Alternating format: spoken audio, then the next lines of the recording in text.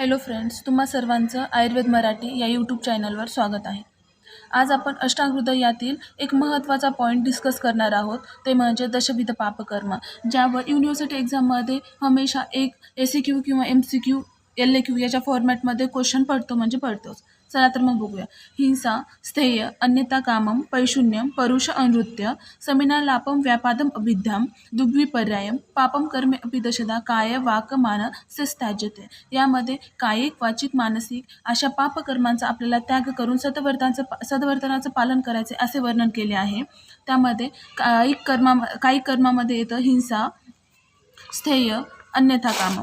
हिंसा म्हणजे परपीडा, शारीर, वाणी आणि मनाने दुसऱ्याला दुःख देणे किंवा मारून टाकणे. आज चित्रपटातून मुख्यतः हिंसाचाराचाच अतिरंजित प्रसार केला जात असल्याने आणि एकंदरीत बळी तो कानपिळी अशी स्थिती असल्याने जगभरात हिंसाचाराचे थैमान वाढतच चालले आहे. तसेच स्थेय म्हणजे चोरी करणे. आपण शारीरिक, वाणी आणि मनाने चोरी करू शकतो, पण शारीरिक चोरी पकडली जाते, पण मानसिक आणि वाणीने केलेली चोरी मात्र पकडली जात नाही. तरी पण आपल्याला त्याचा त्याग करायचा. अन्यथा कामम म्हणजेच अयोग्य कामे इच्छा किंवा निषिद्ध कामसेवनाची इच्छा. आपल्याला जे हवं आहे ते कोणत्याही स्थितीला जाऊन आपण मिळवणे ही कामे इच्छा. मग त्यामध्ये दुसऱ्यांना किती हानी होते याचे आपण विचार करत नाही. अशी कामे इच्छाचा आपल्याला त्याग करायचा आहे.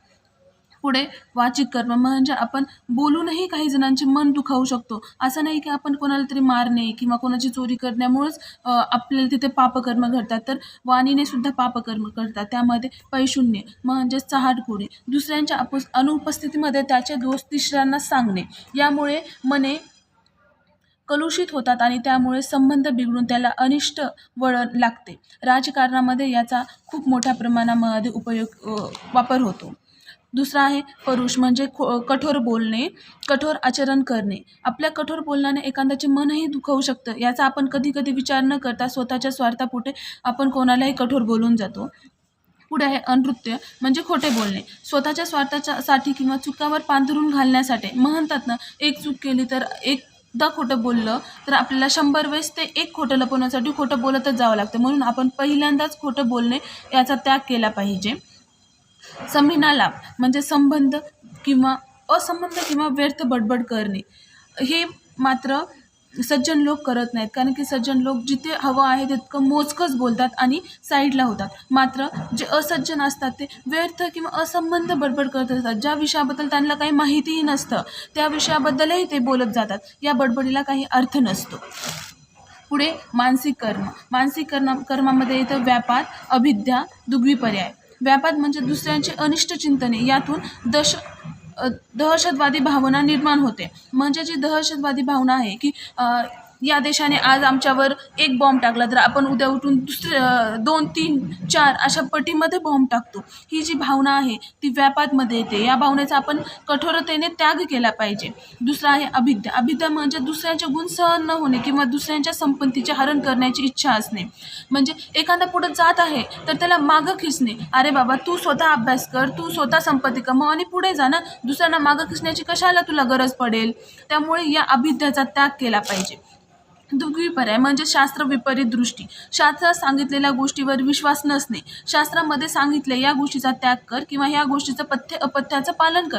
पण आपण आज काय करतो, डॉक्टरांकडून मेडिसिन घेतो, पण पथ्य अपथ्याचं कोण पालन करणार. ते पालन न केल्यामुळे आणखीन आपले आजार वाढतच जाणार. त्यामुळे मग पुन्हा येऊन टेकतो तो आयुर्वेदावर अविश्वास दाखवतात लोक. त्याचं कारण हेच असतं. म्हणून आपण शास्त्र विपरीत दृष्टी याचा त्याग केला पाहिजे आणि शास्त्रामध्ये जे सांगितलं त्यानुसार, त्या नियमानुसार आपण पुढंच गेलं पाहिजे. अशा प्रकारे यामध्ये आपले पूर्ण दशविध पापकर्म संपतात, ज्याचा की आपण कायिक, वाचिक आणि मानसिक त्याग केला पाहिजे आणि आपलं जीवन सुसंगतपणे जगलं पाहिजे. अशाच छोट्या छोट्या व्हिडिओमार्फत आपण पूर्ण अष्टांगहृदय संपवणार आहे. तर आमच्यासोबतच जुळून राहा आणि आपलं नवीन आयुर्वेद मराठीचं जे ॲप आहे त्यामध्ये आपण पूर्णपणे अष्टांगहृदय छोट्या छोट्या पॉईंटनी आणि पूर्णतः आपल्या व्यावहारिक ज्ञानाला कोरिलेट करून आपण समजून घेणार आहेत. मग अशा छोटे छोटे पॉईंट्सनुसार आपण एकदम इझी प्रकारे अष्टांगहृदय समजू. कारण की सगळेजण म्हणतात की संहिता हा खूपच अवघड विषय आहे किंवा याचं कसं करणार. का याच्यामध्ये फक्त श्लोक पाठ केल्यानंच पासिंग होते, तसं काही नाही. आपण प्रत्येक पॉईंट्समध्ये जिथं श्लोक करायचा आहे तिथं आपण श्लोक घेऊ, जिथे इम्पॉर्टन्स पॉईंट आहे तिथं आपण इम्पॉर्टन्स पॉईंटमध्ये नोट करू आणि तुम्हाला अशा व्यवस्थितपणे नोट्स दिल्या जातील. या पूर्ण नोट्स जर अशा लिहिल्या तर तुमचा एकही मार्क कटणार नाही. जर हा क्वेश्चन SAQ जर आला तुम्हाला तर तुम्ही याच नोट्स छापून तुम्हाला 5 पैकी 5 मार्क भेटतील, एकही मार्क कट होणार नाही. तर मग चला भेटूया आपण आयुर्वेद मराठीच्या चॅनलवर. थँक्यू.